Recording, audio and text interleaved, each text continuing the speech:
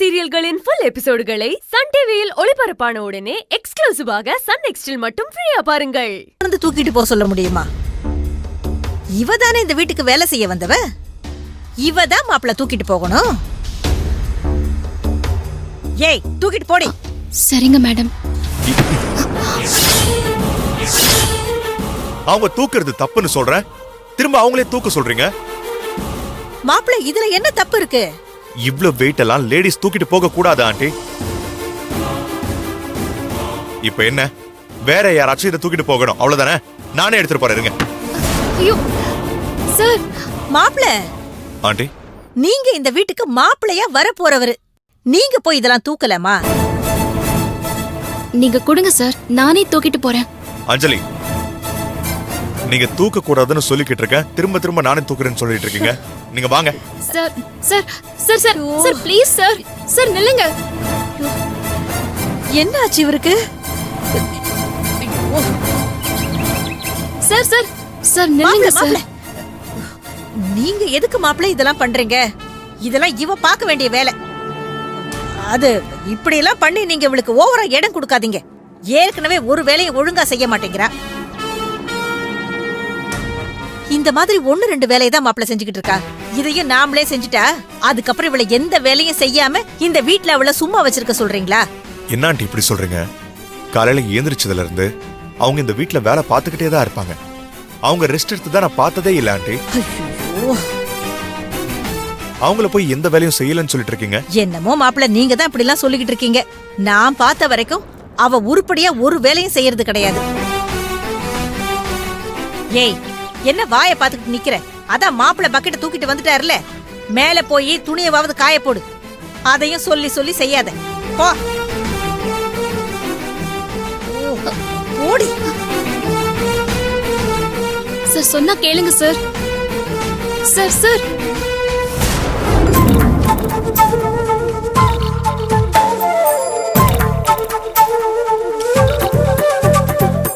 ஏய்,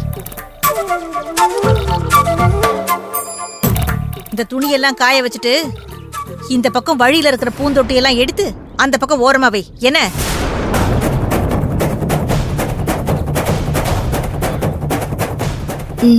சரி ஆண்டி, அவங்கள போய் பூந்தொட்டி எடுத்து வைக்க சொல்றீங்க. அப்புறம் வேற யார்கிட்ட மாப்பிள்ள சொல்லணும்? இவ ஒருத்தி தானே நம்ம வீட்டுல வேலைக்கு இருக்கிறா. ஆண்டி, இப்போதானே சொன்னேன் வெயிட்டான பொருட்கள்லாம் அவங்களாம் தூக்க கூடாதுன்னு. எதுக்காக மறுபடியும் இதையே சொல்லிட்டு இருக்காரு இவர? என்ன மாப்பிள்ள, அவளுக்கு வேலை சொல்லவே விட மாட்டேங்கிறீங்க. ஏன், அவ பூந்தொட்டியை தூக்கி வச்சா என்ன ஆகும்? ஐயோ ஆண்டி, நான் அவங்களுக்குன்னு சொல்லல, பொதுவாவே லேடிஸ்னா வெயிட்டான பொருட்களை தூக்க கூடாது. வீட்டு வேலையை லேடிஸ் பாத்துக்கிட்டு இருந்தா சமைக்கிறது, பெருக்கிறது, மாப் போடுறதுன்னு இந்த மாதிரி வேலையை மட்டும்தான் செய்யணும். இப்படி வெயிட் தூக்குற வேலையெல்லாம் ஜென்ஸ் தான் செய்யணும். ஜென்ஸ் தான் செய்யணும்னா அதுக்கு தனியா ஒரு ஆளை வைக்க சொல்றீங்களா? ஏற்கனவே இவளுக்கு தண்டத்துக்கு சம்பளம் கொடுத்துட்டு இருக்கேன், இதுக்கு இன்னொரு ஆளு வேற வைக்கணுமாக்கும். இதுக்கு எதுக்காண்டி இன்னொரு ஆளு? நானே தூக்கி வச்சிடுறேன். ஐயோ, நீங்க எதுக்கு மாப்பிள்ள? மாப்பிள்ள, நீங்க எதுக்கு மாப்பிள்ள இதெல்லாம் செய்றீங்க? என்ன நீங்க? சார் வேண்டாம் சார். மாப்பிள்ள சார், மாப்பிள்ள சொல்றத கேளுங்க சார். ஐயோ, மாப்பிள்ள சொல்றத கேளுங்க. நீங்க சும்மா இருங்க அஞ்சலி. லேடிஸ் வேலையை லேடிஸ் செய்யணும், ஜென்ஸ் வேலையை ஜென்ஸ் செய்யணும், அதான் கரெக்ட்.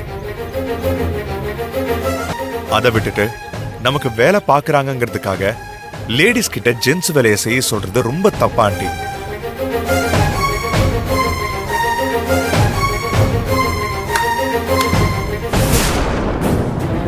ஏண்டி, என்னடி, என்ன நடக்குதுங்க? எனக்கு ஒண்ணும் புரியலையே. உன்னை எதுவும் செய்யக்கூடாதுன்னு சொல்லி அவரே எல்லா வேலையும் பாத்துக்கிட்டு இருக்கிறாரு. எனக்கு ஒண்ணு இது சரியா படலையே.